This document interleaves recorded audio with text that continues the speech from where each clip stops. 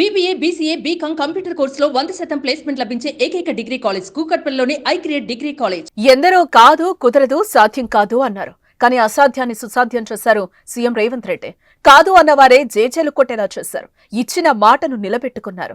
ఒక్కరోజే 11 లక్షల మంది రైతులకు ఏకకాలంలో రుణమాఫీ చేసేశాడు. 7,000 కోట్ల రూపాయల్ని రైతుల ఖాతాలో జమ చేయించాడు. అయితే తాజాగా కాంగ్రెస్ ప్రభుత్వం రైతులకు మళ్లీ గుడ్ న్యూస్ చెప్పింది. ఏంటో తెలుసా? రైతు రుణమాఫీ అనే పెద్ద నిర్ణయంతో గద్దెనెక్కిన రేవంత్ రెడ్డి సర్కార్ ఆ దిశగా ముందడుగేసి లక్షల్లోపు రుణాలను మాఫీ చేసిన సంగతి మనకు తెలిసిందే. అయితే మళ్లీ రేవంత్ సర్కార్ రైతులకు బంపర్ ఆఫర్ ప్రకటించింది. రైతులకు మళ్లీ కొత్తగా రుణాలివ్వాలని ప్రభుత్వం బ్యాంకర్లకు నిర్దేశించింది. హైదరాబాద్ లోని ప్రజాభవన్ లో వ్యవసాయ శాఖ మంత్రి తుమ్మల నాగేశ్వరరావుతో కలిసి రాష్ట్ర స్థాయి బ్యాంకర్ల కమిటీ సమావేశాన్ని నిర్వహించారు.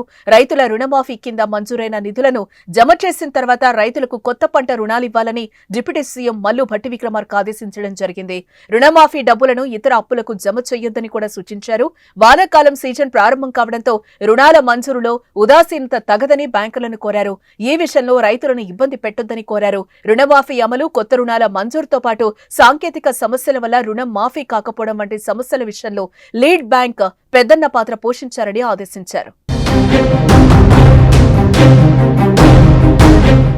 రైతు రుణమాఫీ దేశంలోనే చరిత్రాత్మక నిర్ణయమని చెప్పారు. 2 లక్షల రుణమాఫీ పథకం ద్వారా ఒకేసారి 31,000 కోట్లు ఏ రాష్ట్రంలోనూ మాఫీ చేయలేదని వివరించారు.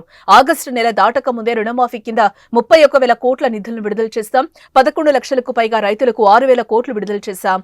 ఈ నెలలోనే 2 దఫాలుగా 1,5 లక్షల వరకు ఉన్న రుణాలకు, ఆ తర్వాత 2 లక్షల రుణాలకు నిధులు విడుదల చేస్తాం.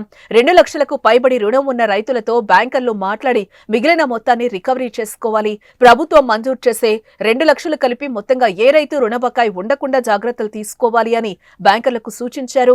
2 లక్షల వరకు రుణాలు పొందిన రైతులకు బీమా వర్తిస్తుందని అన్నారు. రైతుల రుణమాఫీ అనే తమ ఎన్నికల వాగ్దానాన్ని కాంగ్రెస్ పార్టీ పట్టుదలతో నెరవేరుస్తుందన్నది చెప్పారు. విడుదలైన నిధులను రైతుల రుణాల మాఫీకే ఖచ్చితంగా వినియోగించాలని పునరుద్ఘాటించారు. సుమన్ టీవీలో మీ పర్సనల్ అండ్ బిజినెస్ ప్రమోషన్స్ కోసం కింది నెంబర్కి కాంటాక్ట్ చేయండి.